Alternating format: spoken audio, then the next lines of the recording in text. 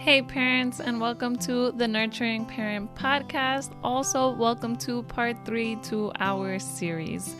And we might get a little backlash for this episode, but I think if you listen all the way through, you will absolutely learn some amazing things that will help your parenting journey and making you the best parent that you can be for your littles. So in this week's episode, we are talking about ways to praise our kids. And like I said, this might be a little controversial because it's like, really, what else can I say to my kids? Like, I'm finally praising them, or I am praising them, and now you're going to tell me exactly how to praise them. But we're not going to tell you exactly how to praise them. We're just going to give you the information because we believe, like Maya Angelou says, when you know better, you can do better.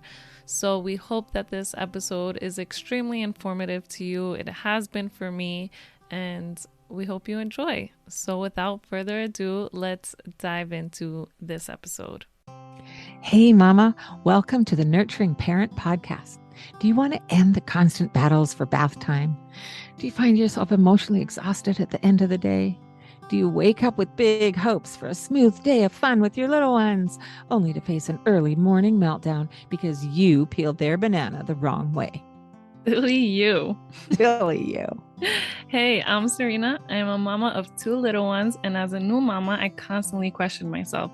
I wanted to make sure I was raising respectful kids while also building a strong bond with them. But I discovered that I had to unlearn my ideas that punishment was the way. With Lisa's encouragement, I've been practicing a respectful and gentle parenting approach, which is strengthening our bond as a family. And hi, I'm Lisa. Amma means grandmother in Icelandic. I am a mama and an amma. And I have over 40 years of experience in childcare and parent coaching. And I am so excited to share the knowledge I've gained over these years with you. Together in this podcast, each week we will explore some easy to implement skills you can add to your parenting tool belt to help you create a happy, thriving family. All right, so I'm very excited for this episode. I know we say that for every episode, but this might be a highly controversial episode because it's kind of like, are you kidding me? How many things can I be doing wrong? But it's not about doing it wrong. It's like we always say, you know better, you do better. And I've been trying to learn this, and it's a little challenging. And it's funny because this goes along with the episode, but I love a good challenge. And so in this week's episode, we are going to be talking about how to praise our kids.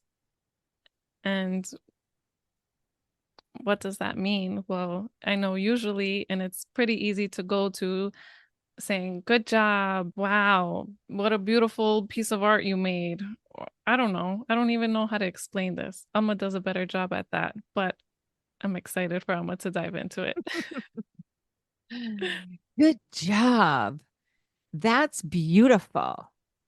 You're so pretty. You're smart. Wow, you are talented. Those are what we call evaluative praise. And evaluative praise has some problematic parts to it. And like you said, Mama Serena, what could possibly be wrong with telling our child they did a good job? Like, come on. This parenting education stuff is taking it a step too far. In the course that I used to facilitate for many, many years, based on the book, How to Talk So Kids Will Listen and Listen So Kids Will Talk, there is a whole chapter in that book. And so a whole week in the course where we talked about praise. And that was the one week where I got the most flack from the class participants. So you're right. It's controversial. Like, seriously, right now, you don't want me to praise my kid. This is taking it a step too far. I feel like once you've heard some of what I'm about to share, you might change your mind and you might come over onto the descriptive feedback form of praise and away from the evaluative praise. Okay, so bear with me. um, there was a psychologist, Dr. Carol Dweck, who studied this topic. And she looked at and studied what she calls the fixed mindset and the growth mindset. So when we give evaluative praise, it causes what they call the fixed mindset. When we say, "You're so pretty," "Oh, you are smart," if they've put all the pieces together in the puzzle, "Wow, you're smart. Look at that. Look what you did. Good job." When we focus on the person, "You are pretty, you are smart, you are talented, you did good, You are beautiful. you are beautiful," we're talking about who you are. And it becomes this fixed way that you are seen in the world. So you are pretty, you're beautiful. When a little girl gets called beautiful as a young toddler, all the way through childhood, whatever, we all know women who are very pretty, and they kind of rely on that aspect of who they are to get them places in the world, right? When we say, "You are smart," "Oh, you're so smart, you just did that puzzle." Or maybe they're older children and they're bringing home good grades from school. "Oh, you are so smart." That child can start to see a mistake that they make as a flaw in who they are as a person. Because if they're constantly told they're smart, they're intelligent, those things, those children actually, in her studies, she found that they started to avoid trying new things. Those are the smart kids, the kids with the brains that are really working at a high level. And she discovered in her studies that they were much less inclined to choose a harder option. They would choose the easier one. They would get frustrated more easily. They would give up quicker. And it's kind of the opposite of what we expect, right? Yeah. We expect that when we tell our child they're smart, that they're going to feel smart. And what there is a bit of a pressure that if I don't get this one right, if I'm going to try that next hardest puzzle over there, and I don't actually think I'm going to be able to do it, I better not try, because if I can't do it, then I won't be smart. So do you get how that's a fixed mindset? Yeah. That's what she describes it as, right? The other part of it is the growth mindset, the way that we want to lean towards is a growth mindset. And the fixed mindset comes from that evaluative praise. We are evaluating that child. We're evaluating what they just did. But really, it's like who they are as a person. When we use descriptive feedback as a form of praise, that leads to what she calls the growth mindset. So even when a child doesn't fully succeed at what they attempted to do or aimed for, failure can lead to success, is what they discover.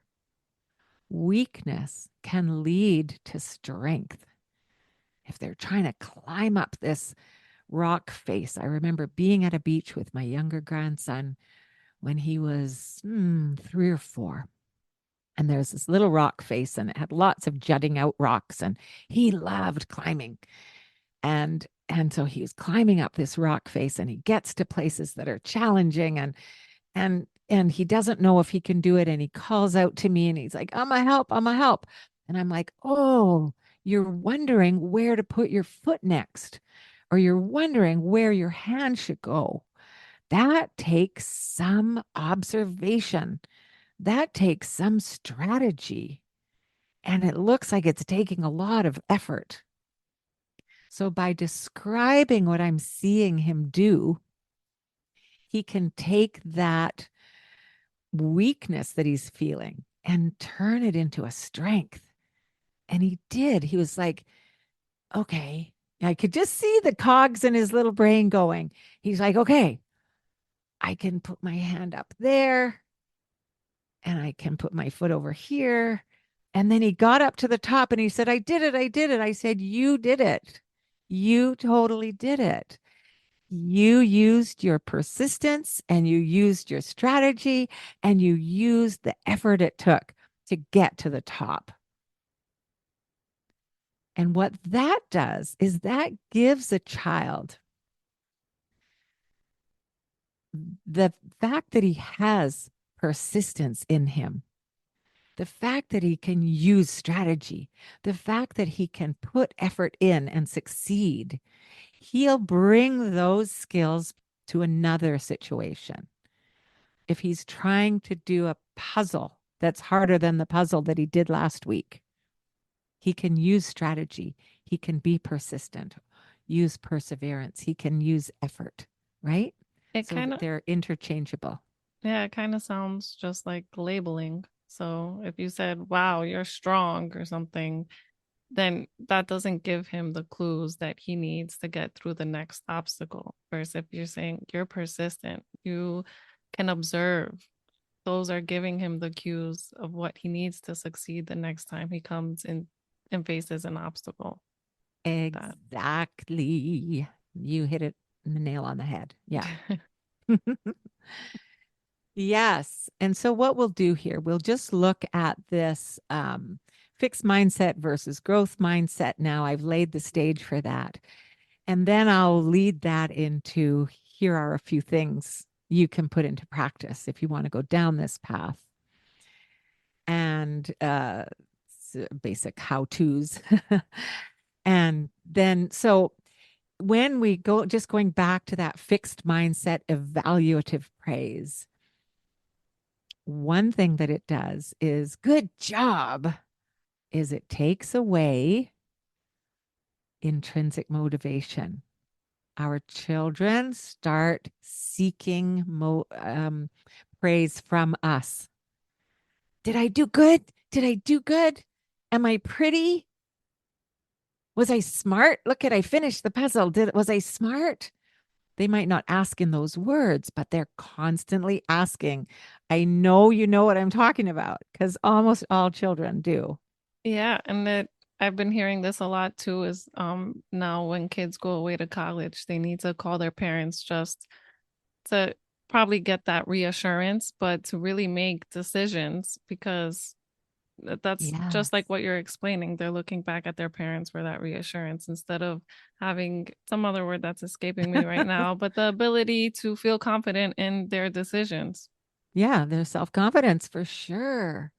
That's it. And so when we praise blanket praises like that, evaluative praises like that, we are telling them how to see their world.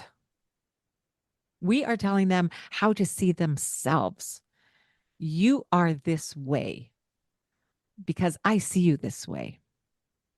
And another thing that comes up for me a lot is how I see some of the most beautiful women are the most insecure women. And that's always boggled my mind.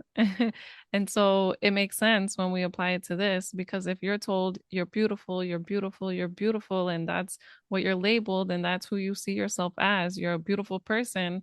And then say you get pregnant and your body changes, your face changes, now you lost your identity. Or if you're the most beautiful person, and I do this all the time, I tell my girls, you are so beautiful, and that's why this is a challenge for me. Mm, But Like if you're the most beautiful girl and then you're in a room and that's who you are, you're the most beautiful girl in the room, and then another beautiful person walks in the room, then it's like, oh, who am I then? Like, what am I? And I could just see how that can happen and how that can kill someone's self-confidence when you're this, but then somebody comes in and they're that too. So then who are you? And it Mhm. doesn't build that resilience. And like you say, with pregnancy, our bodies change. And I'm telling you, from up here in my early 60s, when we're beautiful, when we're young, that we have a whole culture that is trying to keep everybody young because that's beautiful. No, please stop.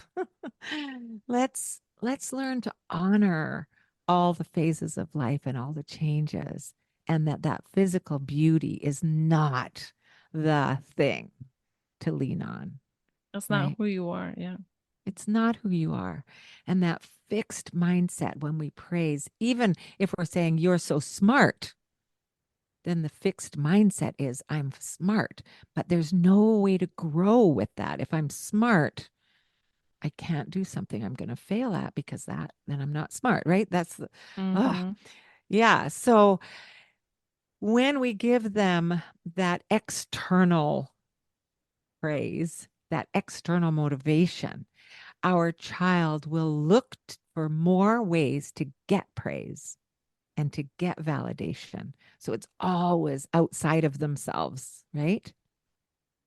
And that can lead to parent pleasing. They want to they want to be pretty. They want to be smart. They want to show off their talents.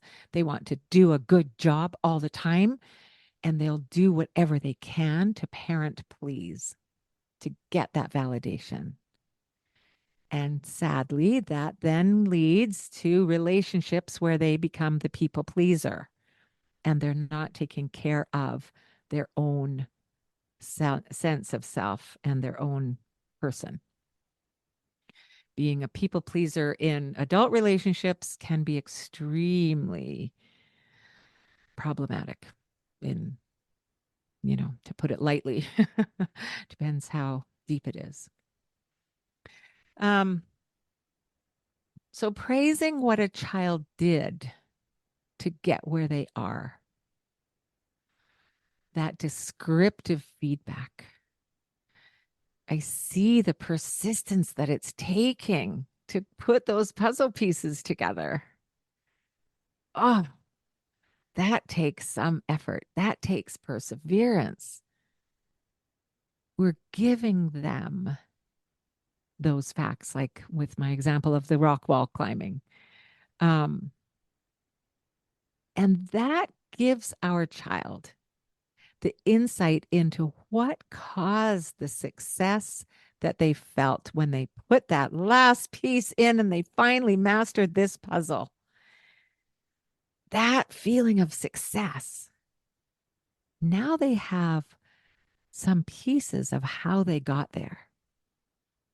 They have those ways of being that help them get there, and they can draw on those aspects of who they are to help them get there again in different situations. It's funny that you use the puzzle example because I went through that this weekend with my daughter. Oh, cool. We went to grandma's house and she did one of my sister's puzzle, which isn't like her typical puzzle. She usually does pretty big puzzles that are easier. And so she did this puzzle which had a lot more pieces than she's used to. And so she finally completed it. She had been working on it almost all day because she had my mom working on it at the beginning. And then she was kind of ignoring it and she just wanted my mom to do it. And then I was like, all right, let's clean it up because you're obviously not doing this. And then when I started cleaning it and I broke everything up, she was like, no, no, no, I want to do it. So then I was like, okay, but you're going to do it because she was just trying to boss us around and get us to do it. So she sat there, I sat with her and kind of helped her, but she did it. And at the end, I got to that challenging part where I wanted to say, wow, good job, Ellie. And I was like, okay, what can I say instead? So I was like, wow, that was hard.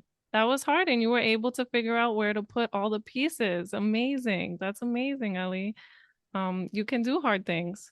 And so it is, and it does take practice. It's hard because Mm. my go-to obvious is good job. That's great Yeah. job. You did an amazing job, Ellie. But now she knows, like it took her figuring out where each piece goes. And next time, that's what it takes, figuring it out and trying and trial and error. And Mm. yeah, that's what I think. I want to acknowledge you, Mama, because you just gave your daughter an incredible gift. You told your daughter that was hard and you can do hard things. She is now a person who knows she can do hard things. And if you give her that kind of information over and over again, not excessively, but as she grows, she's got that kernel of truth in her now. I'm a person who can do hard things. And let's face it, adults, we know that life has hard things in it. And that's going to serve her whole life. That might have just felt like you were trying to figure out how to praise without saying good job, but you gave her a gift for her life. That's how important this conversation is. Isn't Patting that myself on exciting? the back. Isn't that exciting? I just love it. Okay. So, what to do, what not to do?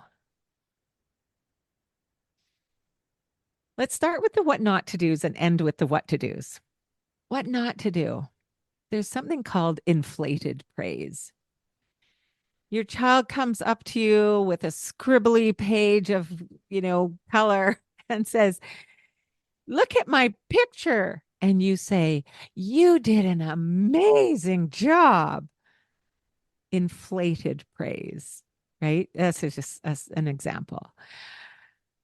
What inflated praise does is it actually puts pressure on a child. Oh, that means next time I pick up the crayons, I have to do an amazing job again. And what if I just feel like drawing colors on a paper? They might not have all those fully fledged thoughts, but that's the feeling underneath. And that inflated praise, their children are designed to take on challenges and to grow and to make positive motion forward in their development. That's what they intrinsically are doing on the planet, right? As soon as they get here, they're learning and they're growing. And so for us to they're going to take their dishes off the table and put it on the counter. Wow, that was fantastic. You did such a great job. You know, that inflated praise for something that's just like, thanks for putting your dishes on the counter. Mm-hmm. It can actually be anxiety inducing because if it's always inflated, we think that being big about it and being, yeah, can encourage them, but it can be pressure and it can be anxiety inducing. So just kind of keep it on the real, you know? Um, Another one to avoid is using what we call exaggerated praise to manipulate your child into doing something again.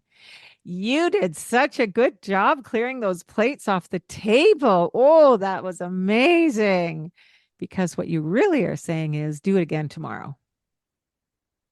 That's the underlying message. Please avoid praise as a manipulative tool in your language. So, what can we do? What does this look like? The first thing I'm going to say is if your child is not coming to you and seeking praise, you don't get to give any. Yes, you said it.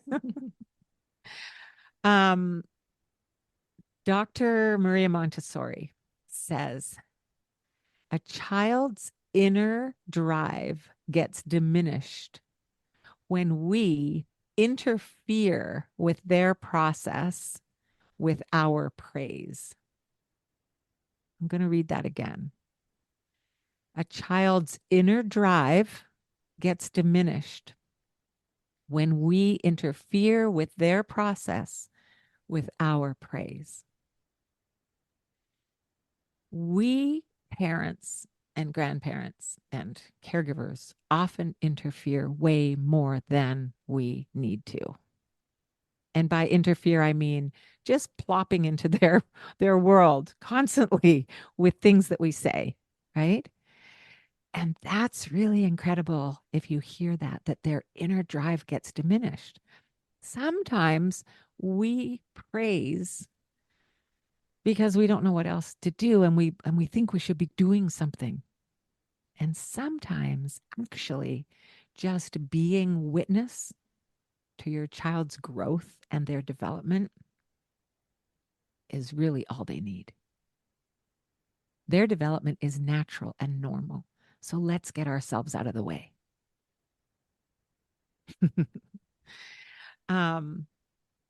Yeah, we can take their joy and their pride away when we throw a good job at them. It's their pride.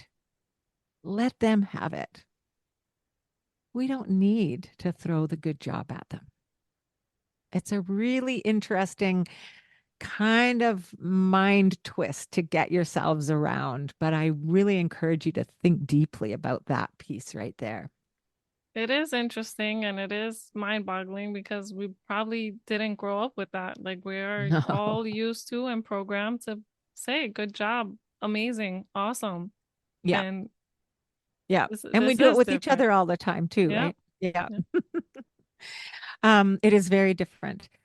If they do look up to you, you could give them a big beaming smile.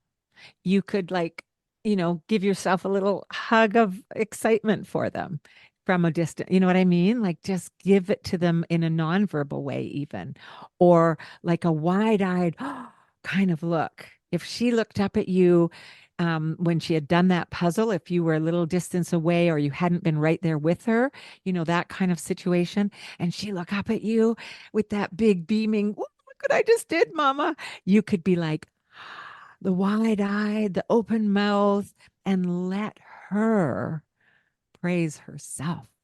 How's a high five? Does a high five work there? Yes. And this particular piece, we're looking at if they're not seeking it, Mm-hmm. don't jump in with it. But if she wants something from you, then yeah, that's where now we bring in the descriptive feedback.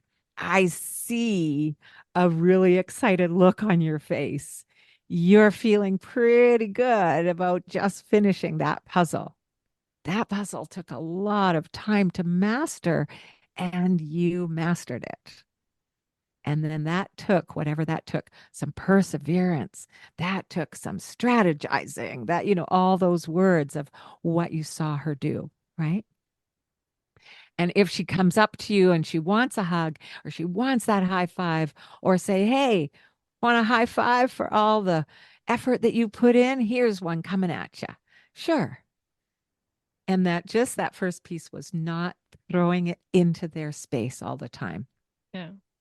And then when they want it, then absolutely giving the practice of acknowledging the effort, the perseverance, all the things that they can then lean on, right?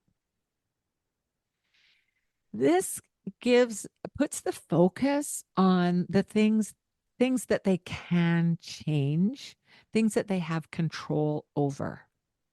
They may not be able to, if they're called smart, they may not be able to be smarter or feel like they're being smarter, or it's just a fixed way of being, right? Whereas when we focus on effort, commitment, or things like, "Oh, I see such compassion, the way that you reached out to your little sister when she fell down and she cried. And I see generosity if they're, like those kinds of feeling words too, if it's an interactive kind of thing that you're praising. So just giving them the personal ways of being in the world rather than who they are.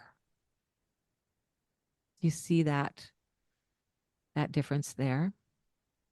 Yeah. Another way to praise is if, back to the artwork, is how you feel when you see that scribble on that paper. If it's got a lot of zigzaggy lines and things, you can describe it. And we've talked about that in our episode earlier this year, about art, how to describe, how to praise art. But so you can describe it. But the other thing you can do is, with any kind of praise, is describe how you feel. Wow, that picture makes me feel kind of happy inside. It's got lots of squiggly lines in it, and it just makes me feel happy. Or if they're at the point where they're starting to draw like a sun and a rainbow and a flower growing, ooh, that picture makes me feel all warm and happy because it's springtime. So describing your feelings about their art that they're showing you.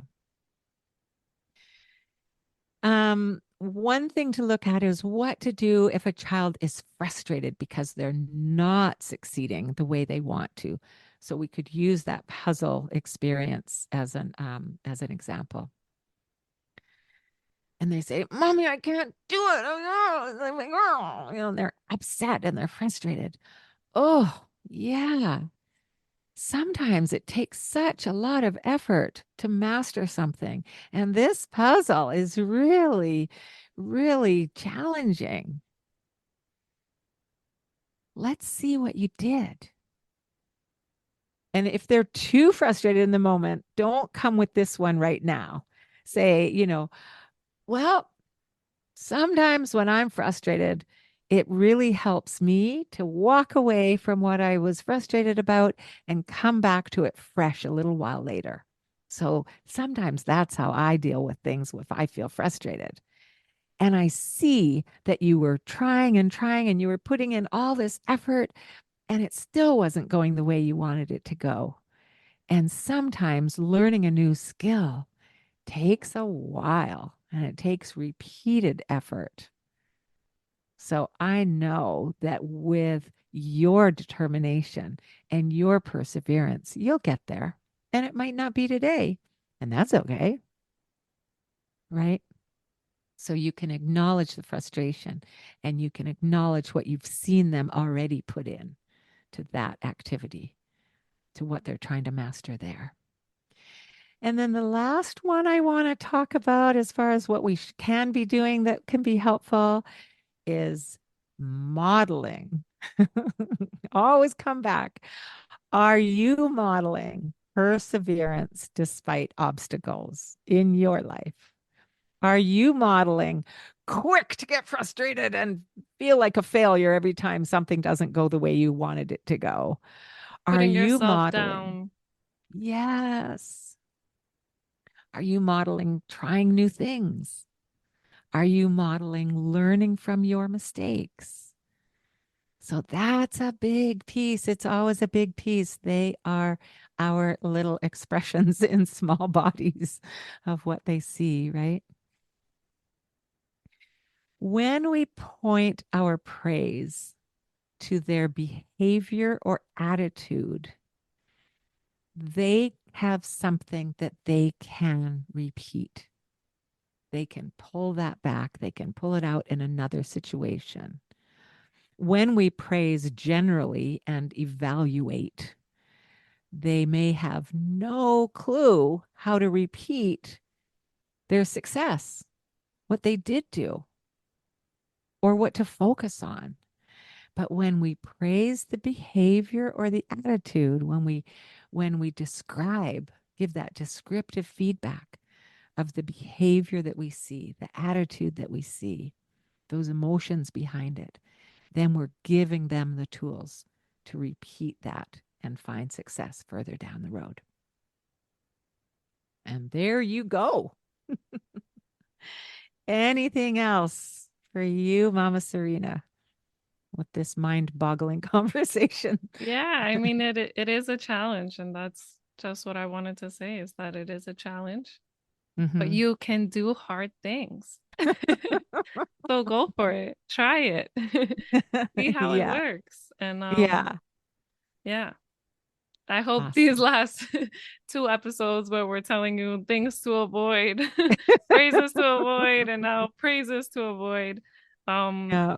I hope that it's all feeling beneficial for you and that you're learning because that's what we want. We don't want to make you feel like you're saying something wrong or doing something wrong, but I just feel like I have been learning from this, and that's why we bring each episode to you so that you can learn and hopefully Mm-hmm. add some new tools to your belt, and it just improves your parenting journey. Mm-hmm. It can bring you more joy. It can bring you more peace. It can bring you more a sense of fulfillment in your parenting journey. And guess what? You're never going to get it right. You're never Yeah, going to yeah. do it Like all I right. said, There is, I tell yeah. them every day, good job, you're beautiful, and Yeah. it's just work. And it doesn't mean you're failing. When you hear yourself now, again, I'm going to say, I've said this a few different times.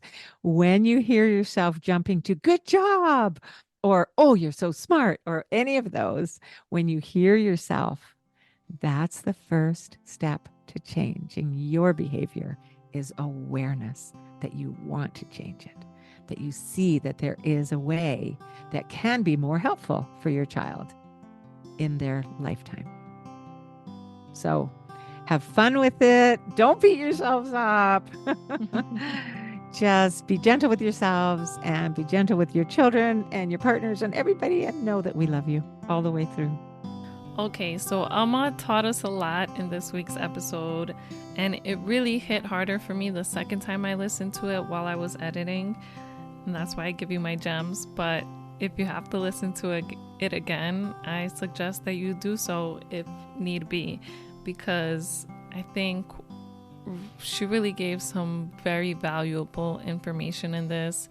And if you are still like, no, I'm going to praise my kid how I want to praise my kid, that's fine. But I think she taught us a lot here. And so to share with you my gems, the first one is going to be just the difference between evaluative praise and descriptive praise.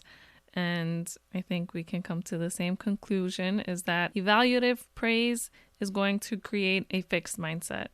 And when we can learn how to put in place a descriptive praise, we're really gifting our kids with a growth mindset, which is a huge asset for them. Number two is that saying good job takes away that intrinsic motivation, and it has them seeking for our approval. Intrinsic motivation is one of my favorite things. I think it leads to great success for our kids' futures. And so anything that I can do to build that intrinsic motivation, I want to do for them. So just learning that a simple good job is not going to grow that for them is big for me. Number three is that when we do provide a descriptive praise, it gives them the pieces they need to learn how they got to that feeling of success. Simply saying good job or amazing, awesome is not giving them the clues or cues or the tools that they need when they come to future obstacles or whatever the case may be. And so giving them that descriptive praise really helps them in the future, and it builds their character. And when we label them, because that's what we're really doing when we are providing an evaluative praise, when we're labeling them, that's just adding to their anxiety. It's not motivating them. This whole episode was my gem, but just to give a brief overview, Alma really hit the nail on the head in explaining this, and I hope that we all learned how we can do it better. And like I said, it's going to take a lot of practice. It's not easy. I really have to think before I say something to my child. And sometimes I am going to say good job, and then I can follow it up with that descriptive praise once I think about it, because our reaction is to say good job. And I know with practice, I'll get better at it. Some other gems, because like I said, this whole episode was just a whole gem, is that if they're not looking for that praise, don't give it. Just let them enjoy themselves, enjoy that moment, enjoy that success. Don't give exaggerated praise. Don't give that inflated praise. I've mentioned this to Amma before. I don't think I've mentioned it on the episodes, but just learning how to talk to our kids nonchalantly, I think, is a tool that we can equip ourselves with, and not having to constantly give an inflated or exaggerated praise can really benefit them. Another gem was that the descriptive praise can really give them ways of being rather than telling them who they are. So these are just some ways that Amma mentioned it that really made this point go home for me. And a way to praise, or if you have to say something, like when they come to you with their artwork, is telling them how it made you feel, so that you're not giving them that praise that has them constantly look for your validation. And if you have to listen to this episode again, I really do advise that, because you might hear some things or hear some points that really drive this point home for you, because for me, listening to it the second time around really helped. And so if you have to do that, I do that. And I really hope that you enjoyed this, because I learned so much. And like most of the ideas that we come up with, I know saying good job is not enough for them. And I knew the way I was praising my kids wasn't really helping them. So when I feel like something's going against my instincts, or just something doesn't feel right or aligned, I like to come to Amma and get some further explanation on why it's not feeling right and how I can do it better. So we hope that this really helped you and that you got a lot out of this. Thank you so much for being here with us. We hope that you enjoyed this series, that you didn't feel shamed, because it really was made to empower you and to just teach you some things. I really learned a lot. I hope you learned a lot, and we hope to see you again next week. So thank you for joining us, Nurturing Parents. We love you, and take care. I want to sing with you. I want to dance with you. I want to laugh with you. Oh, how I love to be with you.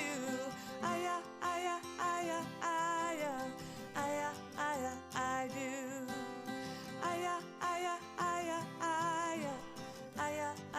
I do. Such a short time we've been together. Seems like a lifetime or two. Never knew I could love another